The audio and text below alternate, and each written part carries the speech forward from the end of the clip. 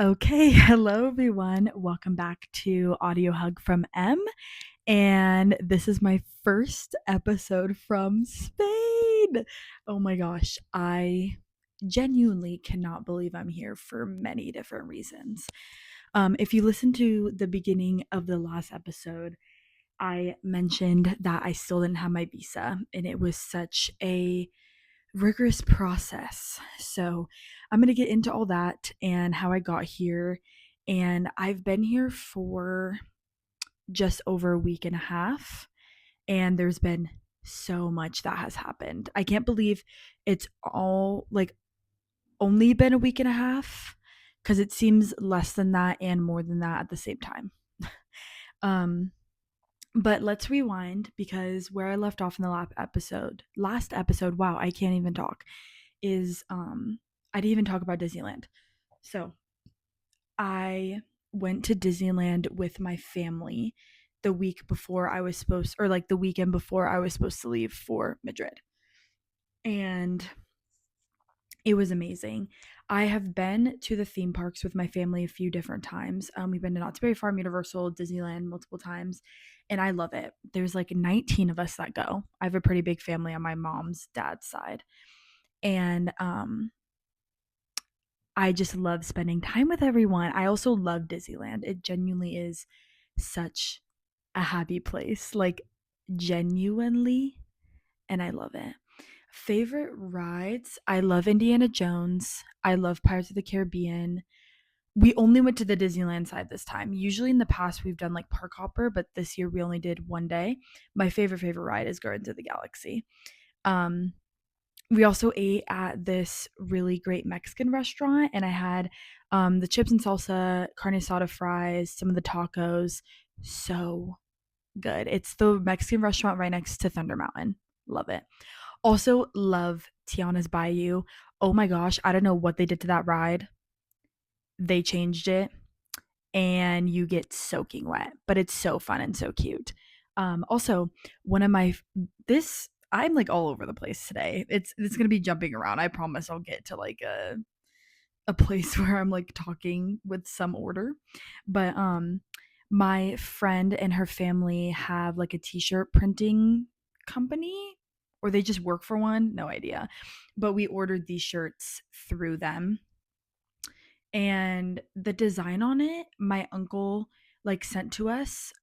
It's the I'm pretty sure it's from the artist that originally drew like the Steamboat Mickey Mouse. And they're encouraging people to use their like his drawing specifically. I can't remember the whole story, but that's the background behind the drawing that didn't give any freaking information, whatever. But the shirts are really cute. And it was just a really great day, honestly. I just love Disneyland, and it's so great having such a big family because you always have someone to talk to in line, and it's so fun. Um, but so there's no excuse to this. And I was just genuinely so stressed out during this time. Like, I had been traveling a lot from Flagstaff to Vegas to California, not having my visa, trying to figure out everything, me going to Spain in a few days, yada, yada, yada. That I left my car on the entire time we were at Disneyland, 14 hours. Thank God I had some gas in it. It got down to 9 miles and we were fine, but it was a really unfortunate way to end the night and really stressful. Thank God no one stole my car. Thank you, Disneyland, and all the people parked in the Toy Story parking lot. Thank you for not stealing my car. I really appreciate that. Um, yeah, I can't believe I did that. It's a really humbling experience. But so we went to Disneyland on Saturday, and I didn't have my visa yet. So I was like, honestly, guys, I'm just gonna stay in um California to wait for my visa. Which, backtrack, you have to go to the closest consulate to you to apply in person for your Spain visa. I just know about Spain. I know different countries are different. I don't know. But for the Spain visa. And so November 24th, I went in, and me and my mom did a whole like road trip thing for it. It was really fun, actually. We just drove for the day, spent the night, next morning went for the visa appointment, and then drove home. Um, there's a lot of documents you need to get, a lot of things you need to get in order. Like, you need to make sure you have everything to make sure that your visa gets approved. And they told me it would take 6 to 8 weeks. The 8 week mark was the Friday before Disneyland. So I was like, push comes to shove, I just grab it last minute before I leave. It wasn't ready. I had been calling, and they were like, there's just been a lot of delays. We don't know what's going on, yada, yada, yada. And I'm like, I literally leave on Wednesday. Like, this, what do you mean you don't know who my visa is? What do you mean? And it's also really important to be super nice to the employees that work here. And that goes for anywhere, but for here, like, a lot of the stuff that goes on is out of their control. And I don't know exactly how it works, but you are dealing with getting a visa approved from a different country. So it's like, you just got to be kind of understanding. But at the same time, it was like, my school is going to start next week. Am I going to be able to go to Spain? Because after a certain amount, like, I've missed too many school to even go to, like, so much school to even go to Spain to do university here. So I was like, I'm just going to stay in California, wait for the visa. Okay. And thank God I have family here, or family in California that I can stay with. But so I stay with my grandpa in Newport Beach.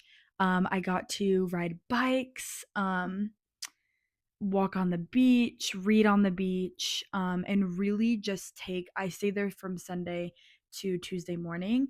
And I took those days to really read, do my research, call, like, get a lot of things situated. But also, because I have been go, go, go everywhere, it was really nice to take that downtime for myself.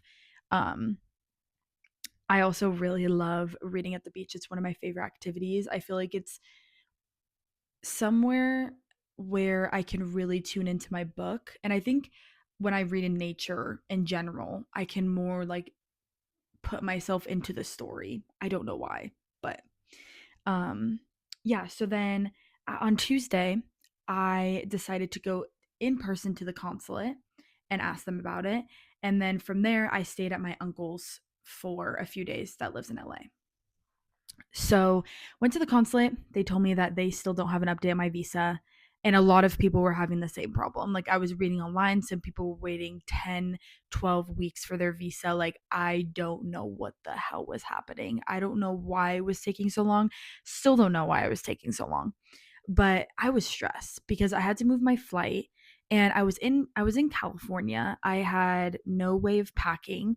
I didn't pack before I left because I thought originally I was going to go home on Sunday and then have Monday, Tuesday to pack and then leave Wednesday. And then I would have a few days to acclimate to Spain before I started school. Yeah, that did not happen. So, um, went to a trivia night at a bar with my uncles. And then I relaxed a lot and did a lot of different research for Spain, which I can kind of go into later after I talk about my visa. But, watched some Spanish movies that my uncles recommended, and I also took a another playground class. Playground is a really popular dance studio in LA, and I've taken one class before, and I see them all over my Instagram feed, and it was literally like such a dream of mine, like such a dream of mine to take a class there, especially with Dexter Carr. Oh my God, that man is so incredibly talented. So incredibly talented. And I've seen him on my Instagram feed for so long, and I finally got to take a class with him. The combo was so, so, so, so, so good. I will link my socials in the description, and I posted on my TikTok, which on my last podcast I forgot to include a playlist. So I will make sure to do that in this one, or in this podcast episode. But yeah, just a dream come true to take that playground class. Like, oh my God, it was so fun. Um but yeah, I also, when I was in California, I have had so many people recommend me to watch The Pit. Wow. So the show is like a medical show, and each episode is an hour in the ER, and then a whole season is a whole day. It is an incredible show, and I haven't watched like Grey's Anatomy and I haven't watched like all these other like medical shows. This one is so good. I am so obsessed with the show and now I'm all caught up unfortunately. But absolutely love the show. Oh my god. So good. And it was a really good distraction for when I was waiting for my visa because I was so stressed out. Um and it was really good distraction. I also just struggle like sitting still in general, so not being able to pack for Spain when I waited for the visa was really hard. But listen to this like whiplash situation. So Friday, I was like, I'm not gonna wait here 2 more days. I'm just gonna go home and wait for my visa there, whatever. So Friday, I was preparing to leave and all of this stuff, and sorry, I get a text message, and the text message says, I'm actually gonna include a screenshot. It says that my visa is processing and to not call the BLS office, like the visa office, to like check on the status. And I was like, oh shit, like I've called so much that now it's like, please don't contact us again, right?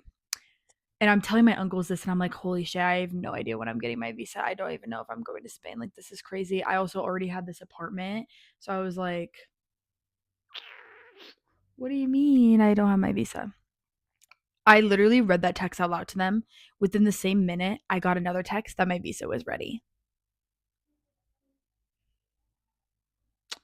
Literally such a crazy experience. I immediately got my car, cried when I walked out the door and went to go get my visa. And the woman that like did my visa application was the one that like gave me my visa, and she was like, I remember you and I was so excited that you got your visa. And she's like, you have no idea, like we've had so many calls and so many things, like just people being really worried about their visas and everything, and now they're all coming in, whatever. I was like, thank God, because shit. Um, but yeah, it was such an incredible like experience, and everyone around me that I told was like so excited for me because I was genuinely losing hope about even going to Spain.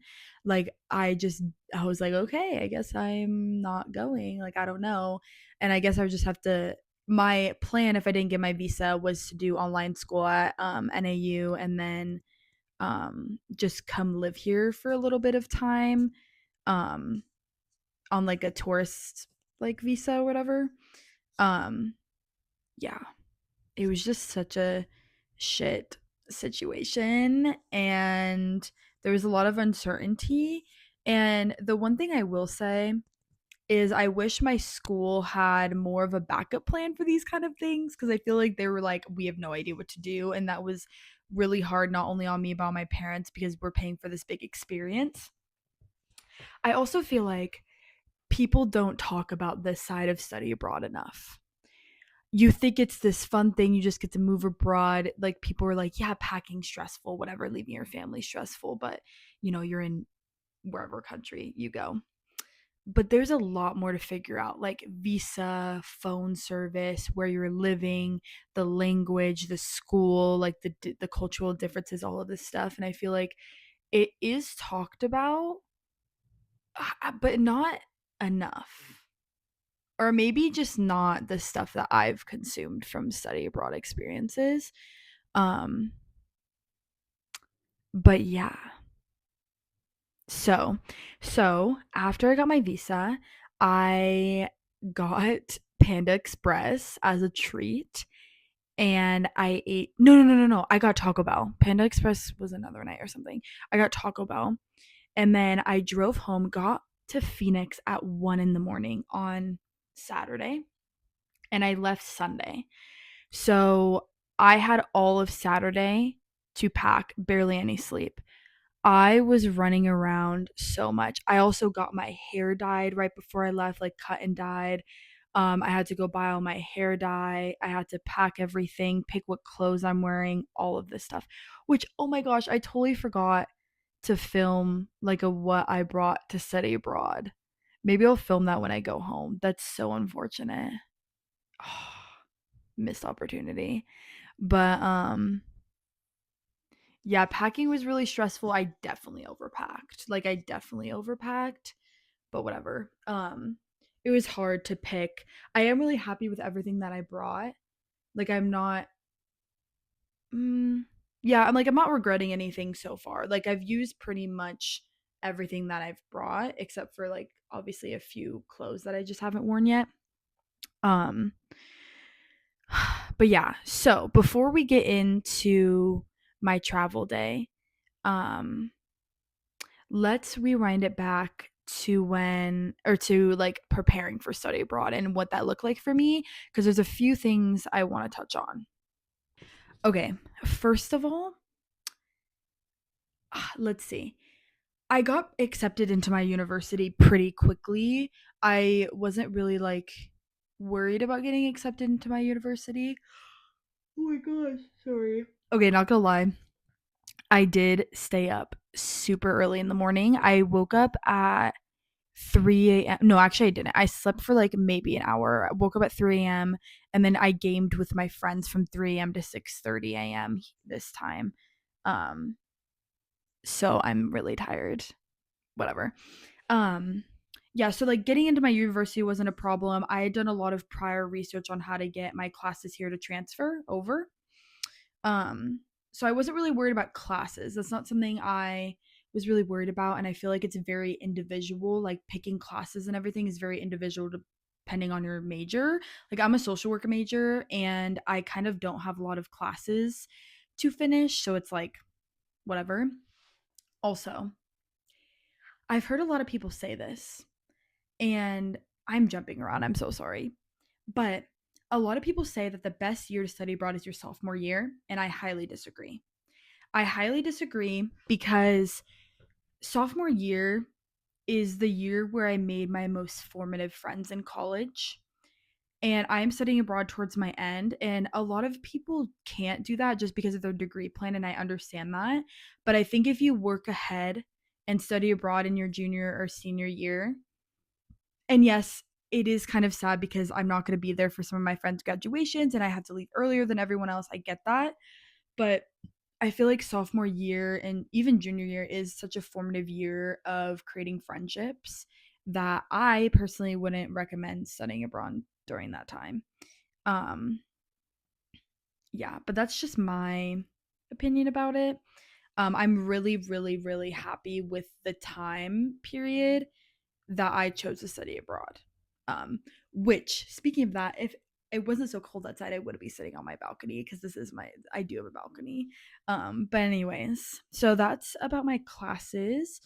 I'm taking 4 classes right now. I'm taking at the university, I'm taking two. I'm taking a social journalism class and then a feminism class. And both of these are on Tuesday and Thursday. So that's the only time I have to go to campus and they're 3 hours each, like back to back and stuff. Um, I'm really enjoying it so far. And then I have my honors capstone class and then a sociology class. That's an 8-week course. And that's it, which is really perfect. Um, but yeah. Okay. So then the next thing I want to talk about is accommodations.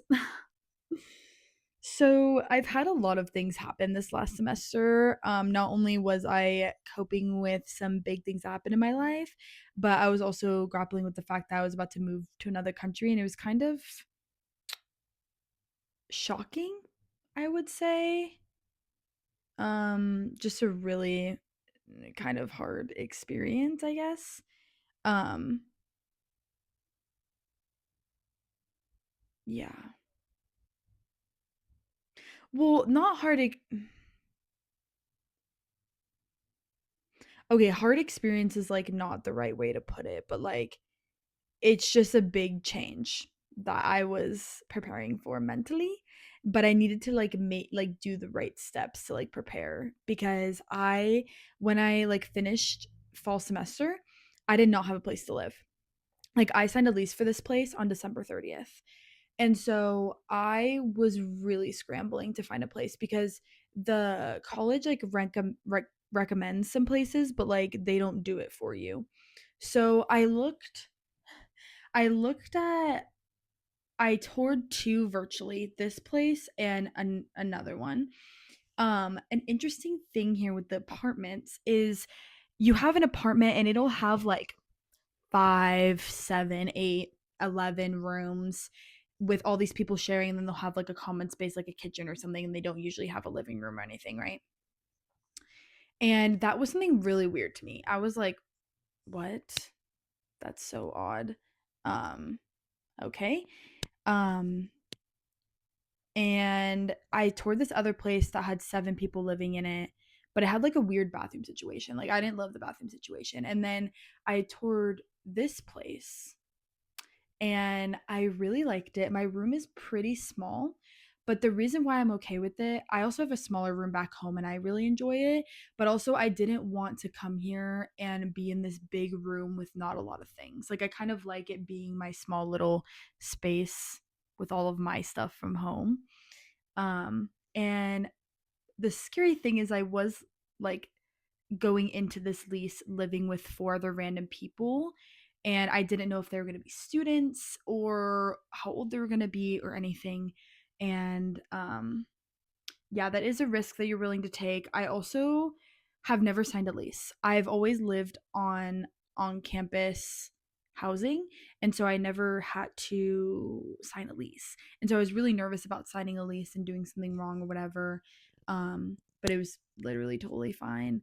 The company was a bit slow to respond to things, but I secured this apartment and I could not be happier. I also am, oh my gosh, I'm fidgeting with this and you're going to be able to hear it, but um I got insanely lucky with the area that I'm in. Um like insanely lucky.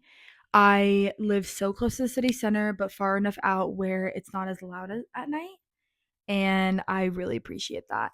But it is a little too quiet. I have been having to play ocean noises or white noise to fall asleep, which has been interesting, but yeah. There's more to the sleeping situation, but it's okay. I've also been having to take sleeping pills to sleep because my body's not acclimating to the time change as well as I would like. But I've also only been here for a week and a half, so I can't even be mad about it. But yeah, so that was my housing situation. I looked on Idealista, and that's how I found my apartment. And I read up a lot on how to spot scams and everything like that. And it was really weird to do that, but it all ended up working out. So I'm really happy about that. Um the next big thing was a SIM card. I am really bad with technology. I'm not gonna lie. I just like I research, and I don't know which one's the best. So sorry. Um, I originally ended up going with Airlo. I was gonna get an unlimited plan for 30 days for all the months that I was here. Also, I've been here from, it was like end of January and I'm leaving beginning of June. So I'll be here for about 5 months. Um wait, February, March, April, May. So only 4 months actually, sorry. Um but when I got here, because I wanted to keep my real number, and when I got here, the only way to do that was to keep on my Verizon line, and I knew that was going to charge me, and so I ended up just switching to the Verizon line, which is $100 a month, which is kind of more on the expensive side. Like I that is definitely not your best option, but for me when I got here and being so stressed out, like, and I'll talk about that later, it was the best option for me in that moment. It was just the easiest one, and I was willing to just pay it to make sure my phone works at all times.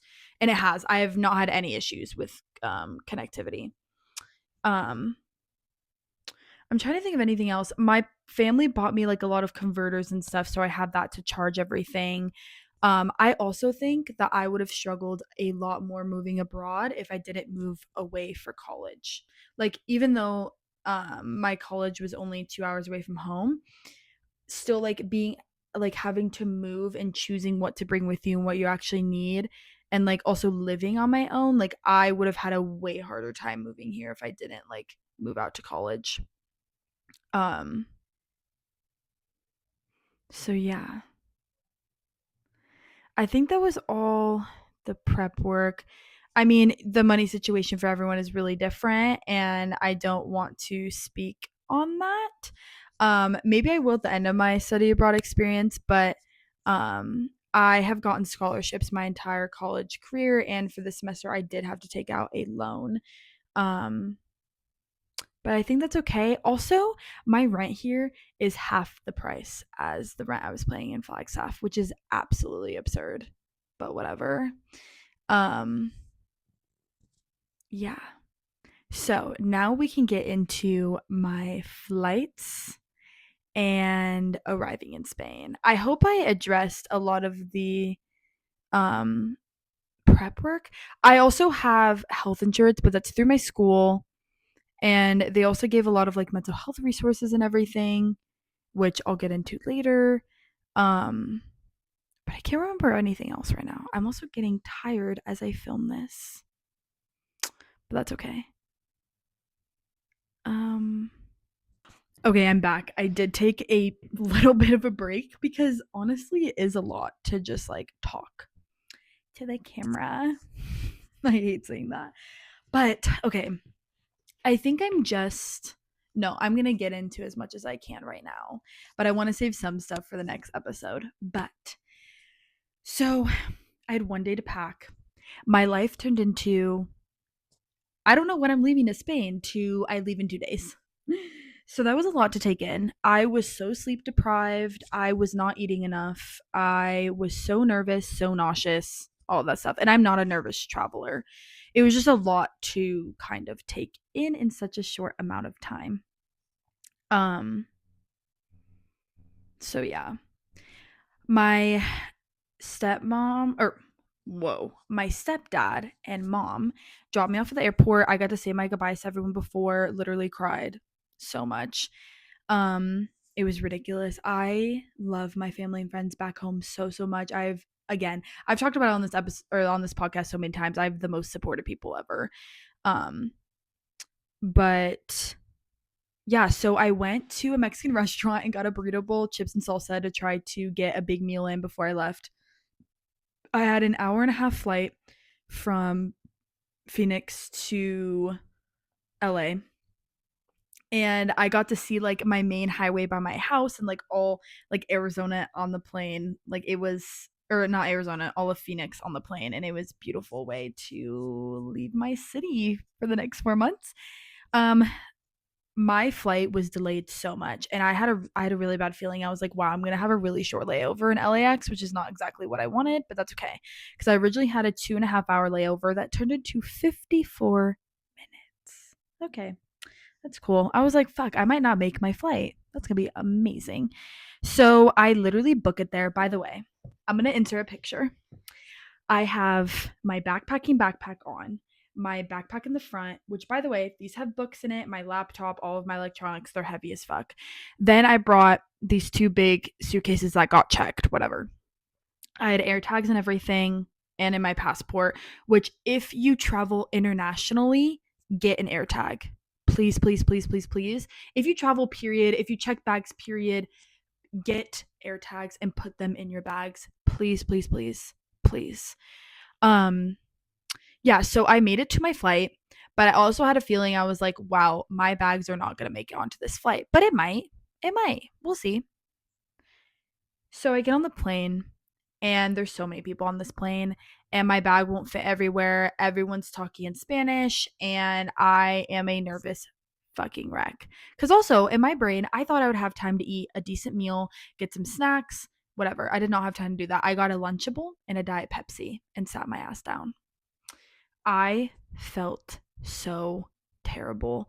I cannot explain this enough. I felt so terrible, so nauseous, so nervous. I literally was like, holy crap, did I make the wrong choice? Right.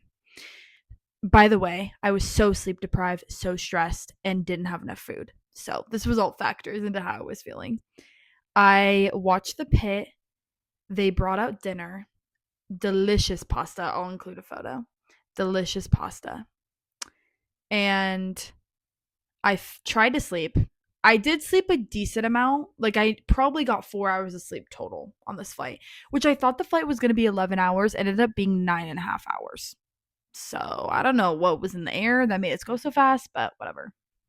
Um, Flight was really smooth, like way smoother than I thought it was going to be. Um, and then we woke up, ate.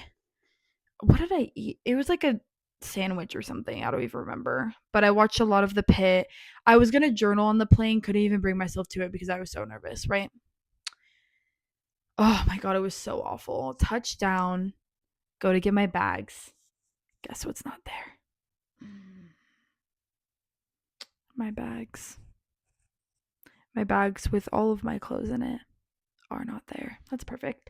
Okay, also, I flew Iberia from LAX to Spain. I have never flown Iberia. I'm not necessarily blaming the airline because there was a really short layover. I've just always flown Delta, but whatever. I went to the check counter or whatever, and I filled out like a bag claim. And I was like, in my bag, my air tags still, I had air tags in both of my bags. They still showed that they're in LA. So I knew that the bags didn't make it. So I was like, okay, fuck. I'm going to have to go to my apartment without any of my stuff. And thank God, like for my other international travel trips that I've done, um, I knew to bring an extra change of clothes in my bags, which for context, in high school, there was these tour group called EF Tours Education First. Um and my parents were oh so kind and allowed us to go and paid for it. The first trip we went on was to London, Paris, and Scotland. And then the second one we went on was supposed to be to Germany and Switzerland. But while we were in Germany, the second or third day, they closed the borders because of COVID. Yeah. And so we had to go back to the States and we got a refund. And then it worked out because then our mom got to go with us. Our mom's stepmom, and then my best friend and my sister all got to go to Greece and Italy, which was so incredibly fun. Like, so incredibly fun. Um, so yeah. So I think studying abroad, I was kind of cocky because I've been abroad before and I was really confident. I was like, I'm gonna get there and know everything that I need to do, and I'm so excited, yada yada yada. Not the case. I pull up and one of my roommates lets me in, and I go in my room. I meet my landlord and he's like, my rent is 600 euros for this room, and which is like 730 bucks USD. And he was like, there you need like 600 euros cash for management fees, which I vaguely remember them telling me, but I didn't see that anywhere in the contract, and I didn't have time to pull out cash. So I was like, okay, I was like, I mean, I can go down to the ATM right now and get you some cash. And he was like, yeah, I'll show you where it is and whatever. So we go down, and I cannot pull cash out for the life of me. But he teaches me about this app called Wise. Oh my God, it has been such a lifesaver. It's like a banking app where you can send money into it and convert money really easily and pull out money really easily from ATMs without all the fees.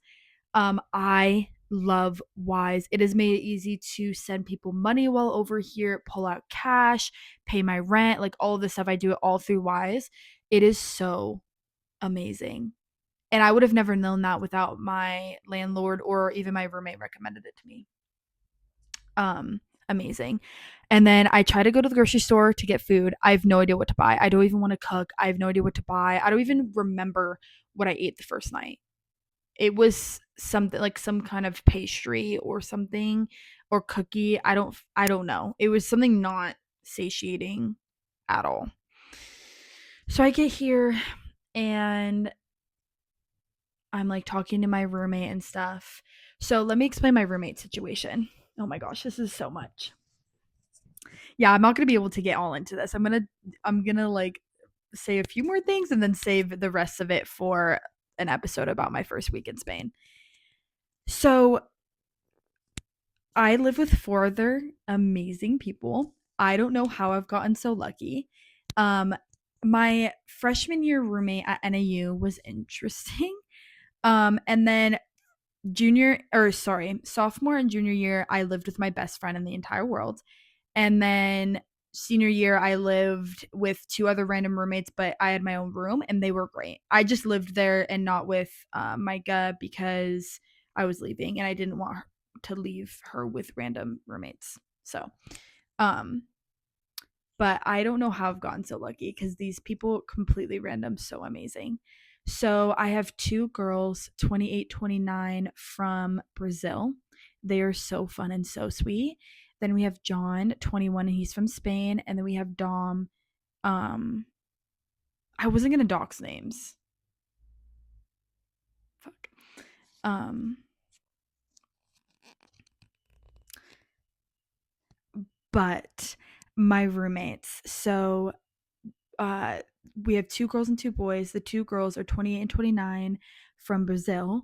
One of the boys is 21 and he's from here. And then the other guy, Dom, he's from, oh my gosh. Okay, so my roommates. The 2 girls, B and Luisa, are from Brazil and they're 20 and 29. And then John, he's 21 from Spain. And Dom, he is 21 from the States, actually. And he genuinely helped me with so many different things. I would not be this alchemated into the Spanish like life, really. Like I would not be this settled without him, for sure. Show me about the grocery store, why, like talk to me about the culture shock, show me the subway, my subway card that I ended up getting, like all of this stuff. Show me where to shop. Like he helped me shop, especially since I didn't have my luggage. It was so sweet. But came in my room, and by the way, I have only the clothes that I wore to the airport and then another outfit. And I got here. I also got shampoo and conditioner so I could shower at the store, right? Laid in my bed and cried. I cried so much. I called my parents, I called some of my friends. I was like, and I was texting people. I was like, I think I made the biggest mistake in my entire life.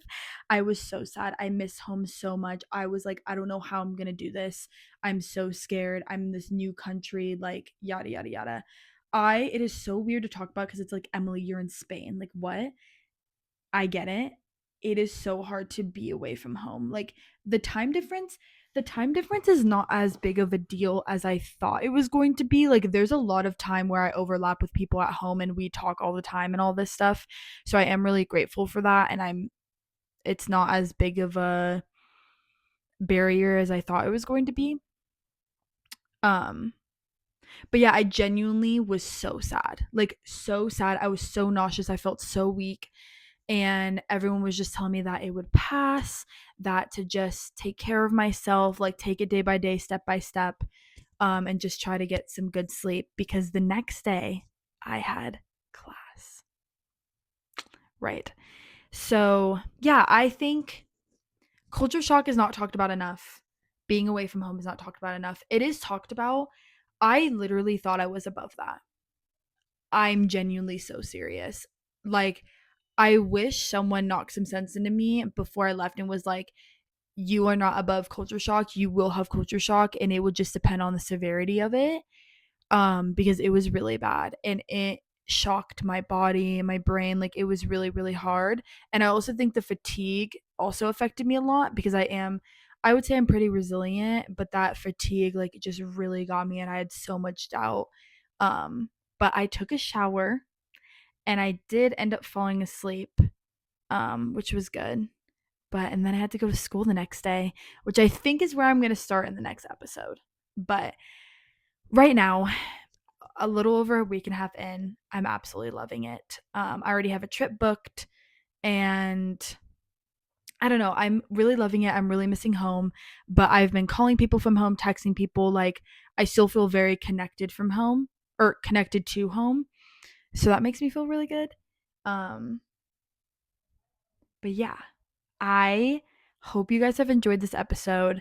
And like getting to hear like a really raw detailing of a study abroad experience. um I really love documenting my time here, and I'm really excited to continue making episodes. So thank you guys for watching, and I will include some songs below and my other socials. And yeah, bye guys.